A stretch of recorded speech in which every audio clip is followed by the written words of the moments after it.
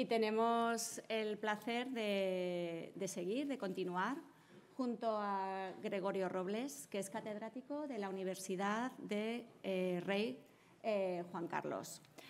Bueno, muchísimas gracias por estar aquí, por hacer un hueco en un sábado. También gracias a todas las personas presentes, por supuesto que sí.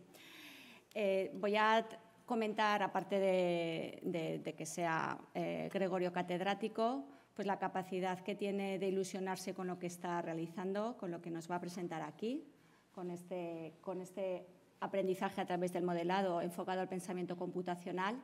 Y me acaba de comentar Cristian Ruiz, que gracias a él, gracias a lo que hace en su grupo de investigación, él en gran medida comenzó a abordar esta cuestión. Entonces, toda esta pasión que él transmite y que hace ilusionarse a otros, yo creo que ya dice mucho de alguien que está aquí para compartir todo ese saber. Gracias de parte de la Universidad de Zaragoza, de la Facultad de Educación y de la Cátedra Colegio Juan de la Nuza Innovación Educativa. Gracias. Muy bien. Bueno, voy a quitar la mascarilla. La mascarilla ahora que nos separemos para guardar una distancia de ese, ¿no? Te dejo el protagonismo total. Sí, bueno, muchas gracias por la presentación. Muchas gracias a todos por estar aquí un sábado, ¿no? Que eso dice mucho de los que estáis aquí. Y bueno, yo voy a comentar una experiencia que está un poco al límite de lo que uno esperaría, lo que es pensamiento computacional, porque al fin y al cabo uno espera sobre todo pues, experiencias de programación, o más cercanas a lo que sería tener un ordenador, y en realidad esta veréis que es un poco diferente. De hecho, esto, el modelado, o la habilidad de modelar que en las facultades de informática, normalmente en el currículum, pues al principio se enseña mucho programación y muchos otros conceptos, y al final viene la parte de modelado porque es la parte más abstracta. De hecho, una cuestión curiosa es que normalmente en la parte de cómo hacer software, que es lo que llamamos ingeniería del software, modelado es lo que menos les gusta a los alumnos, porque es demasiado abstracta y tendemos a ponerla en los últimos cursos de ingeniería informática. Y se ve incluso que ahora que nos pasamos a grado y máster, que lo sacan del grado y lo meten en el máster. Es como el modelado son los arquitectos del software, ¿no? Es la parte todavía más abstracta. Y entonces, una vez, yendo a un congreso en Austria, pues había una profesora, que es Bárbara Savitzer, que es de la Facultad justo de Educación, y entonces yo estaba en el congreso de Ingeniería del Software, hablando de cosas de Ingeniería del Software, que es mi otro sombrero, que es donde investigo yo, pero había quedado con esta señora porque tiene ahí un laboratorio de pensamiento computacional y es bastante conocida, y entonces me estaba enseñando las cosas y de repente veo que está utilizando modelado con niños de 6 y 7 años. ¿No? Entonces, claro, me chocó. Le dije, Bárbara, pero esto, ahora mismo en el Congreso nos están diciendo, es que esto es muy complicado, lo tenemos que subir más arriba al máster. Y sin embargo, tú estás utilizando aquí la parte de modelado con niños pequeños. ¿Cómo lo haces? Vamos a probar esto que estás haciendo, a ver si podemos esquematizarlo un poco más, tener una experiencia más amplia. Pedimos un proyecto de estos Erasmus Plus entre varias instituciones y vamos a probar cosas, ¿no? Porque entre lo que tú sabes y lo que nosotros hacemos, pues a ver hasta dónde podemos llegar. Entonces, esto es una prueba de concepto y así hay que entenderlo, ¿no? Entonces, una de las cosas que me gusta hacer a la hora de hablar de modelado es que, en realidad, ¿no? Cuando estamos hablando de abstracciones, ¿no? de tan alto nivel, pues en realidad, ¿no? la parte que vemos luego son los diagramas, ¿no? Igual que cuando programamos, pues el producto es el software, pues aquí en realidad lo que tenemos son diagramas. Y tenemos diagramas en muchos sitios. De hecho, nosotros mismos hacemos muchos diagramas y los diagramas están fenomenal. Porque aquí, en este diagrama que he cogido por ahí de internet, pues lo que muestra es un producto software que si alguien lo tuviera que describir de otra manera, sería bastante complicado. O sea, describir esto de una manera textual tiene tela. Y sin embargo, en un diagrama se puede ver muy bien cuáles son los componentes, cuáles son las dependencias. Hay una parte ahí muy importante de abstracción, porque básicamente quitamos los detalles y ponemos lo que es realmente importante. Y de hecho puede haber del mismo sistema diagramas a diferentes niveles, con diferentes niveles de abstracción. Entonces, los diagramas están muy bien y lo que pasa es que a veces no sabemos hacer diagramas. Entonces, he cogido, ¿no? Buscando ahí diagramas otra vez en Google, pues te encuentras diagramas como estos, donde ves que esta es la forma de, ¿no? de alguien de cómo llegar del trabajo a casa. Y yo creo que es una buena forma para perderse.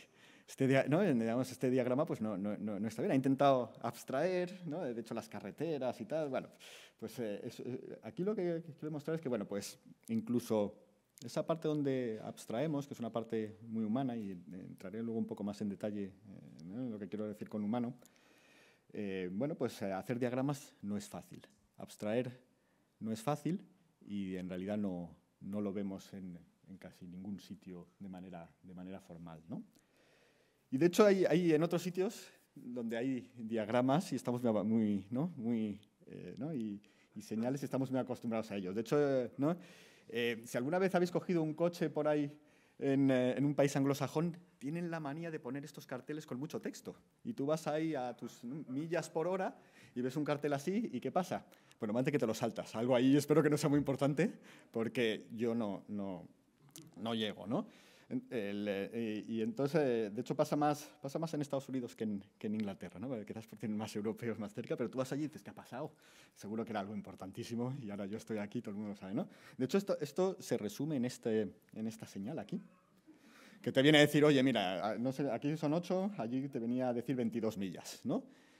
Entonces, esta señal resume perfectamente lo que queríamos decir anteriormente. Y hay una parte ahí que es muy interesante, y es la parte de que, desde el punto de vista informático diríamos los estándares, pero en otros sitios hablamos de las convenciones. Hemos convenido de que, ¿no? en que esa señal, pues lo que está diciendo es todo el texto anterior. Y una vez que te has acostumbrado a ello, ya trabajas a otro nivel. Y esa es la parte también que queremos promover con el modelado, ¿no? y con el uso de diagramas, ¿no? Entonces, y de hecho aquí, si vais a China y conducís y os encontráis con esta señal, incluso con el poco chino que me imagino que sabemos todos, pues espero que paréis, ¿no? Y eso es una de las partes buenas del modelado, y además es la parte, estamos hablando de otras capacidades digamos, de transferencia o traslación a otros, ¿no? Entonces, seguir estándares está muy bien, ¿vale? Porque me imagino que si traes a un extraterrestre y le pones pues, le da igual, porque no está acostumbrado a ese estándar. Pero una vez que estás acostumbrado al estándar de que precisamente la figura octogonal es un stop, octogonal en rojo y tal, pues vas a China y hay que parar, ¿vale? Y entonces no es tan importante que ahí ponga stop o ¿no? Cosa, ¿no? Y ahora viene un poco la parte que tiene que ver con informática, y es que resulta que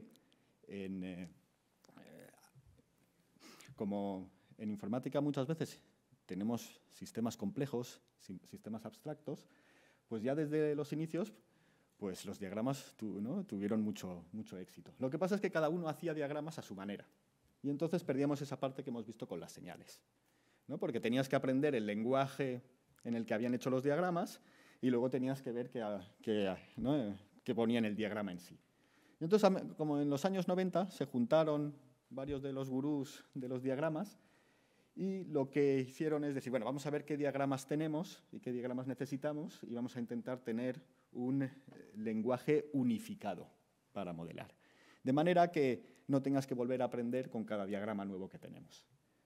Y esa es una idea muy buena, ¿no? Porque, de hecho, una vez que ya has visto un tipo de diagrama, y fijaos que hay muchos tipos de diagramas porque queremos hacer muchas cosas diferentes, pero una vez que te has familiarizado con ellos, ya el siguiente diagrama te cuesta muchísimo menos entender qué es lo que pasa allí. De hecho, ya simplemente visualmente ves, anda, este es un diagrama de este tipo y esto es lo que me van a contar aquí.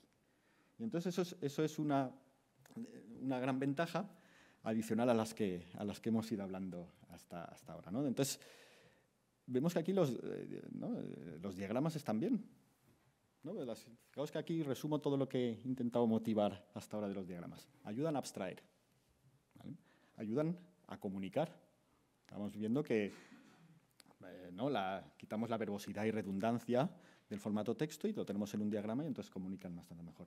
Ayudan a clarificar. De hecho, una de las cosas que vemos a la hora de abstraer es que ¿no? Quitamos los detalles de lo que es realmente importante, ¿vale? No lo he comentado hasta ahora, pero permiten trabajar en equipo mucho más fácilmente, porque permite plasmar tus ideas y ver si estamos hablando de lo mismo, ¿no? Entonces, eso permite unificar visiones, ¿vale? Permite transferir ideas y procesos de otros dominios, porque al final los diagramas, aunque estemos hablando ¿no? en este caso de diagramas informáticos, muchas veces lo que son procesos, ¿no? de organizativos o de otros ámbitos, y simplemente lo estamos trasladando a un diagrama informático, y puedes trasladarlo de ese dominio a cualquier otro dominio, ¿no? Entonces, bueno, pues eso es otra ventaja. Y luego, bueno, la última es, lo comentaba, ¿no? Que quitaba la redundancia, ¿no? Los diagramas es, como decía, el producto, ¿no? Y el modelado, precisamente, es la actividad, ¿no? de alto nivel de abstracción, diríamos, para crear esos diagramas, ¿no? Entonces, es una habilidad que nos gustaría tener, una habilidad de poder modelar, ¿vale? Y luego plasmarlo en diagramas y si tienes una notación estándar, pues en una notación que además a la gente le cueste poco entender tus ideas. Entonces, ese es el punto de partida. Nos dimos cuenta de que, anda, teniendo este punto de partida, pues vamos a ver cómo lo podemos introducir en las escuelas. Y vemos a ver qué actividades podemos hacer, ¿no? De hecho, muchas de estas cuestiones tienen que ver con el pensamiento computacional.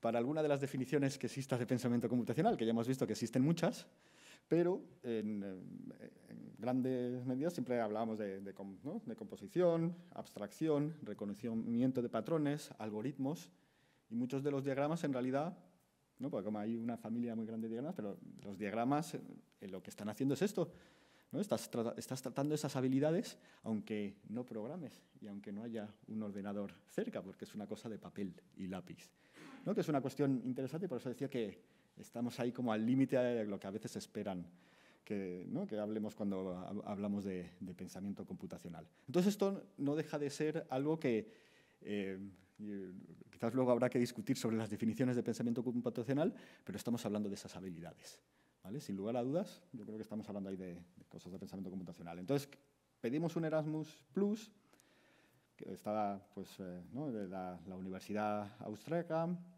la Universidad de Jyväskylä, que es donde cuando hacen PISA lo presentan allí, porque el que lleva PISA pues es de la Facultad de Educación de la Universidad de Jyväskylä, es una universidad muy conocida en educación. Y luego estábamos, digamos, como socios más tecnológicos, pues estábamos nosotros, ¿no? Entonces, digamos que había una mezcla ahí, era una joint venture entre, ¿no? departamentos de educación y gente de tecnología. Y entonces empezamos a mirar qué tipos de diagramas podemos utilizar. Voy a enseñar varios ejemplos, y una de las cosas que me ha parecido más interesante de este proyecto es que los lugares, las asignaturas donde más provecho se puede sacar de los diagramas son las más alejadas de las que normalmente entenderíamos como las tecnológicas.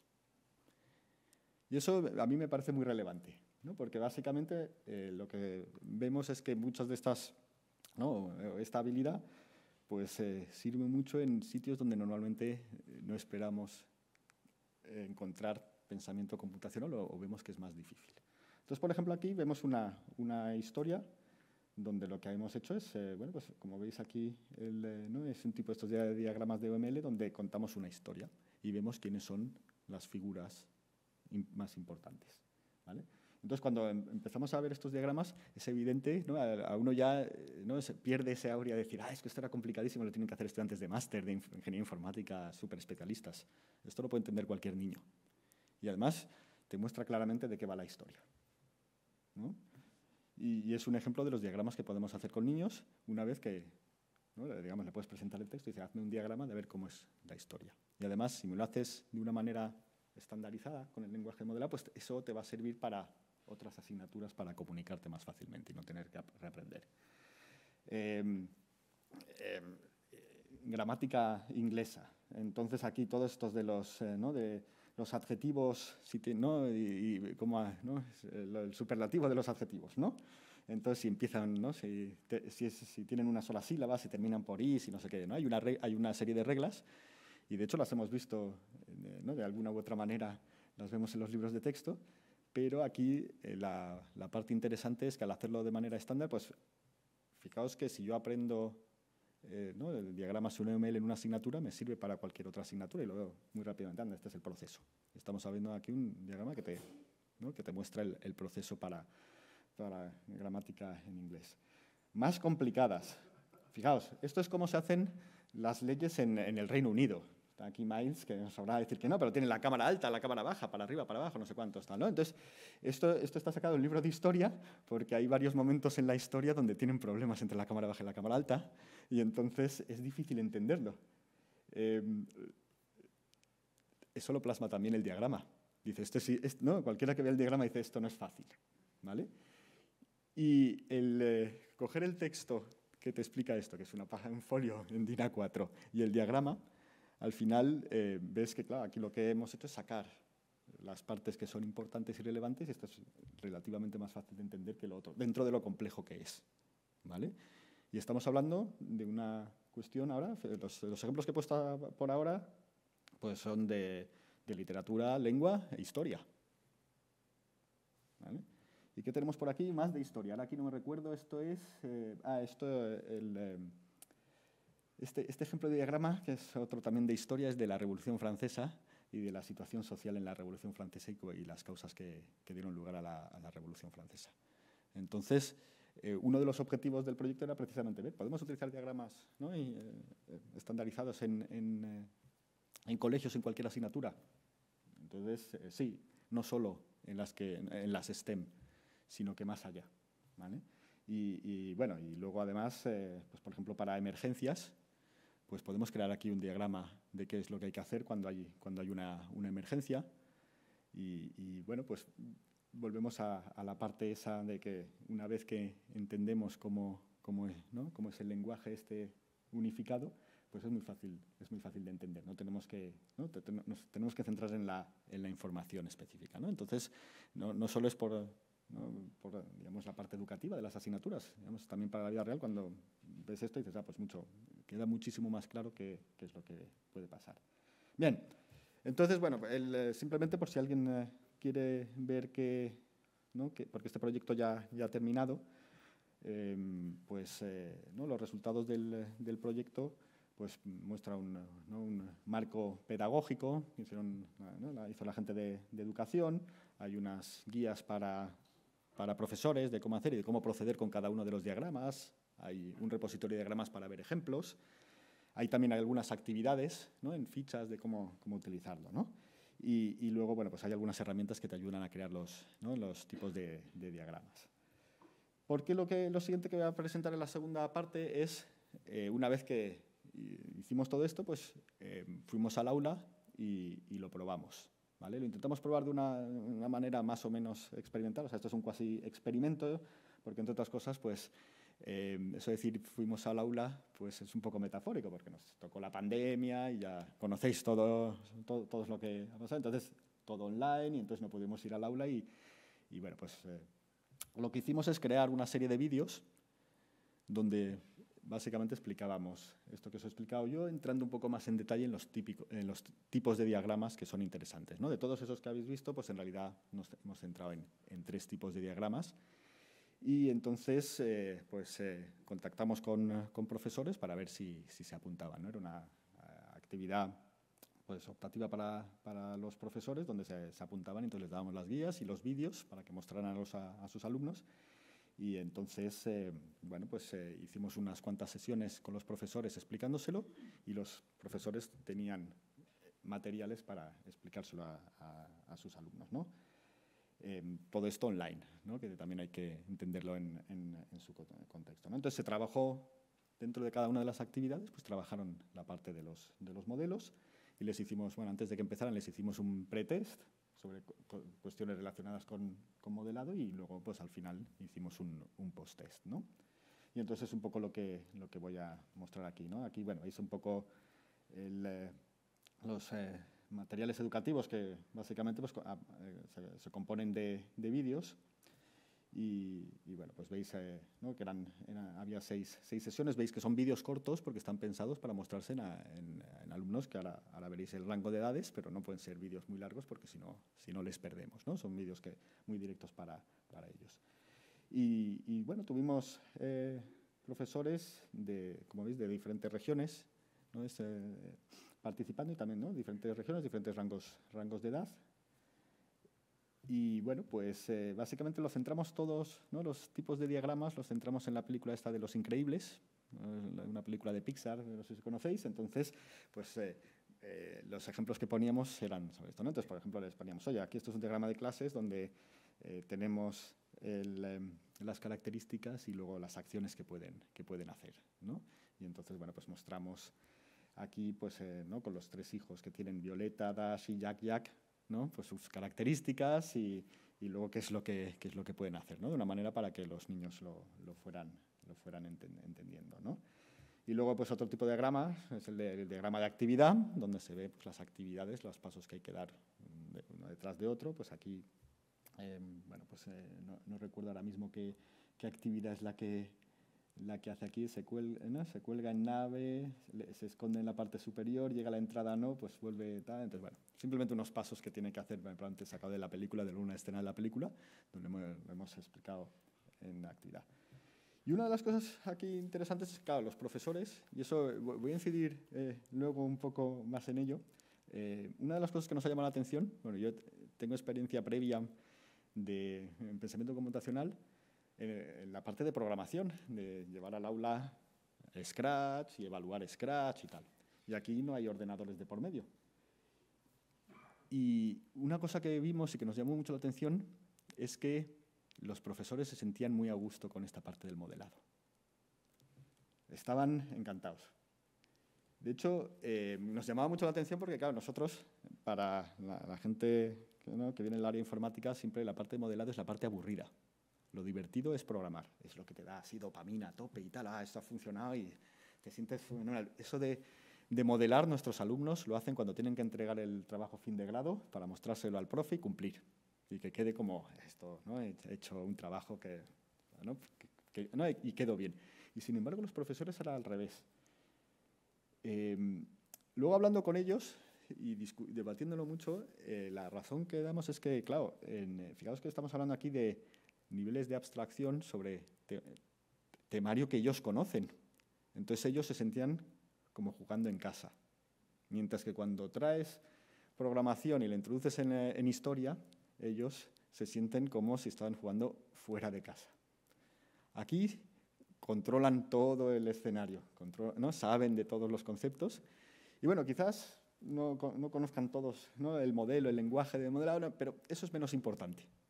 Y estamos de acuerdo en esto, que bueno, pues quizás el modelo, ¿no? El diagrama creado no sea como dice el estándar al 100%, pero eso no es lo importante, ¿vale? Y entonces los profesores en eso estaban muy contentos y nos llamó muchísimo la atención. O sea, ¿no? Normalmente siempre cuando preguntamos al final, oye, ¿repetirías? Y muchos pues, nos dicen, es que ha sido un sobreesfuerzo y tal. Aquí nos decían, no me ha costado mucho entenderlo y además me ha gustado, me he sentido muy a gusto y volvería a repetir, ¿no? Con seguridad, ¿no? Entonces, y parte también tiene que ver con las cosas que puedes hacer con los modelados, a la hora de hacer diagramas y con el modelado. Y es que puedes hacer, ¿no? Dices, pues es muy de papel y lápiz, es muy de pizarra, puedes tener partes colaborativas, ¿no? Aquí veis aquí que están haciendo un diagrama, ¿no? A vuestra derecha están haciendo un diagrama de flujo de manera colaborativa. Y entonces eso, ¿no?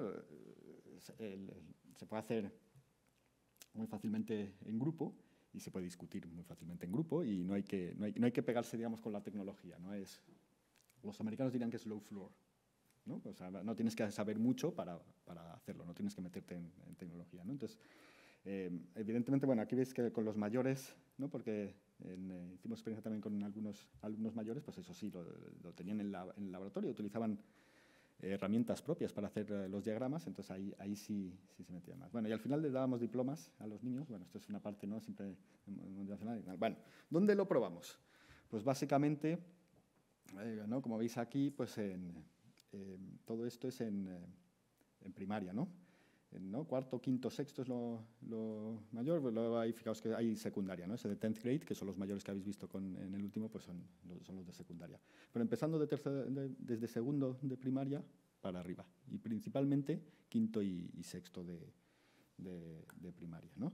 Entonces, como no voy a entrar mucho en detalle, porque luego así dejamos un poco más de tiempo luego para las preguntas, pero vamos, hicimos el pretest y el post-test, con preguntas, ¿no? Aquí no hay un test estandarizado, ¿no? Como nos ha enseñado María antes para pensamiento computacional. No tenemos claro, esto es muy nuevo y no tenemos test para modelar, entonces creamos unas preguntas ad hoc, las estuvimos probando y tal, ¿no? Entonces mostrábamos diferentes vertientes de modelado que queríamos ver, y entonces, bueno, pues vemos que entre el pretest y el post-test, bueno, pues claro, aprenden y entienden, ¿no? Y ganan en capacidades de modelado, ganan capacidades de abstracción, etcétera, ¿no? Y luego, bueno, pues aquí es la parte esta donde preguntamos a los profesores y a los alumnos, ¿no? Qué tal la actividad, ¿no? Entonces, si es fácil o no es fácil, ¿no? Entonces, fijaos aquí arriba a la izquierda, pues, ¿no? Si los alumnos lo encontraron fácil o difícil, ¿no? Y daos cuenta que esa parte, pues, lo mejor es que esté entre el 3 y el 4, no tiene que ser ni muy fácil ni muy difícil, tiene que ser un reto, ¿no? Entonces, bueno, pues ahí, claro, depende de la edad, pues también ¿no? Teníamos que cambiar las actividades. Se lo encontraban divertido, ¿no? Que es el segundo, ¿no? El arriba a la derecha, ¿no? Entonces, esta parte, como es una parte muy social, muy colaborativa y muy comunicativa, cambiaba, ¿no? Y además, precisamente aquí eran más asignaturas, digamos, tradicionales de tecnología, pero no solo, pues cambiaba la dinámica de clase habitual que tenemos, ¿no? De transmitir información y de cómo trabajamos con los conceptos, ¿no?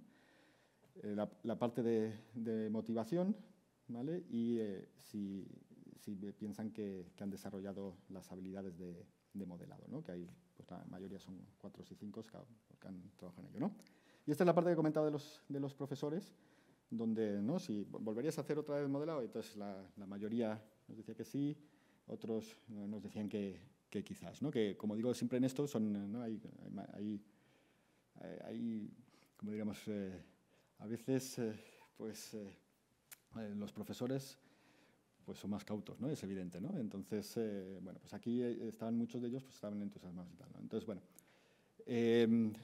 con esto termino mi parte. O sea, fijaos que podemos utilizar, o sea, las cosas que quiero que veáis es, con esta iniciativa lo que hemos hecho es, hemos cogido y hemos introducido una de las habilidades, ¿no? que tenemos en el ámbito de informática, aunque no es exclusivo del ámbito de informática, y la hemos intentado introducir en los colegios, que es el modelado. La habilidad de modelado está muy ligada al pensamiento computacional, a pesar de que no es lo típico que vemos de programar o directamente con ordenadores. Se trabaja al nivel conceptual y sobre todo al nivel de abstracción superior, muy cercano a los profesores, cosa que hace que los profesores ¿no? lo vean con buenos ojos, ¿no? Hay una barrera de entrada muy baja. Y luego, bueno, pues como veis ahí los resultados, ¿no? Por ahora es más bien ¿no? finalista, o sea, se pueden hacer este tipo de actividades en el aula y estamos al principio de un camino, ¿no? Porque esto pues es una experiencia y no dentro de un entorno todavía un poco de laboratorio, pero yo creo que es una cuestión muy interesante para expandir precisamente esas habilidades que queremos tener, ¿no? en el aula, ¿no? Y finalmente una cosa que yo creo que es muy importante y tiene que ver un poco con lo que esperamos, ¿no? de nuestros alumnos ¿no? a la hora de que adquieran habilidades de pensamiento computacional, que muchas veces lo ligamos a la parte de tienes que pensar computacionalmente y tal, ¿no? Yo creo que una parte importante es que hay habilidades que son intrínsecamente humanas y que siempre van a ser intrínsecamente humanas. Estas habilidades de aquí no las pueden hacer las máquinas.